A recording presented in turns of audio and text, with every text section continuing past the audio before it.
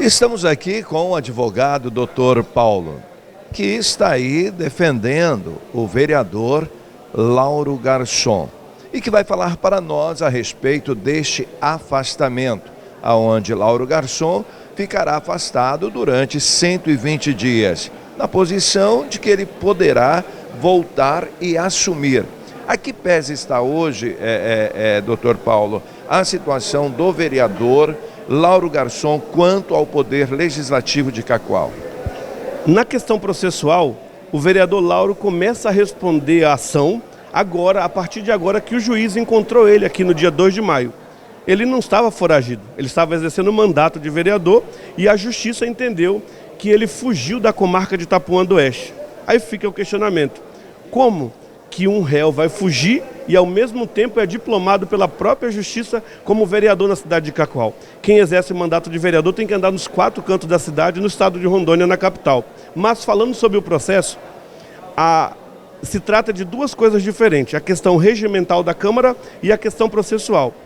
O regimento interno da Casa diz que se o vereador faltar 5 sessões ordinárias, ele automaticamente perde o mandato. E aí é um outro questionamento que a defesa do Lauro está fazendo, porque quando a pessoa está doente e ela justifica com um atestado médico, é anuído as faltas dela, ela recebe o subsídio mensal. No caso do Lauro, o atestado carcerário prova que ele não compareceu às audiências em virtude de estar à disposição da justiça. Depois das 5 sessões, e aí nada mais justo de cobrar o subsídio dele do mês de maio, que o presidente dessa casa não quis pagar. Não quis pagar, mas pagou dos 6 vereadores que faltaram em abril na sessão para escolher o presidente da Câmara. E aí, nós, enquanto advogado de defesa, protocolamos no dia 29 de maio o afastamento do Lauro por até 120 dias, ou seja, 29 de junho, julho, agosto e setembro. Se o Lauro for colocado em liberdade durante esses 4 meses, a qualquer momento ele pode protocolar o requerimento e voltar ao mandato. Por quê? Ele não tem condenação, o processo está começando agora e nós não temos dúvidas da inocência do Lauro. Na instrução processual vai ficar provado isso na resposta à acusação e na sentença final. Mas o problema é que um processo desse leva de 4 a 5 a 6 a 8, 10 meses. E, enquanto isso, um cidadão, um vereador eleito pode perder o mandato por inércia ou pela falta do andamento do processo judicial. Esperamos que o juiz revogue a prisão dele, que ele possa responder em liberdade, até porque ele tem bons antecedentes, é réu primário, nunca tinha nenhuma ação penal, e universitário e vereador eleito no município de Cacoal. Esperamos que a justiça seja feita. Já ficou absolvido o primeiro réu e agora, devido ao vereador Lauro ter se ausentado de Itapuã, de Ariquemes e vir para Cacoal, ele começa a responder o processo agora. A partir de agora ele começa a responder e vai mostrar a sua inocência no final dos autos.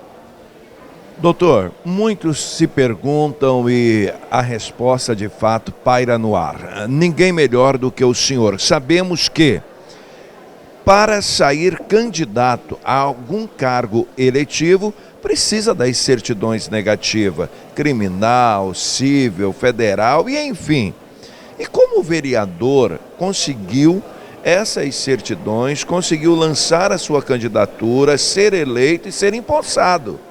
Já que existe essas solicitações para registrar a sua candidatura. E se ele já tinha esse processo lá atrás, como ele conseguiu essas certidões?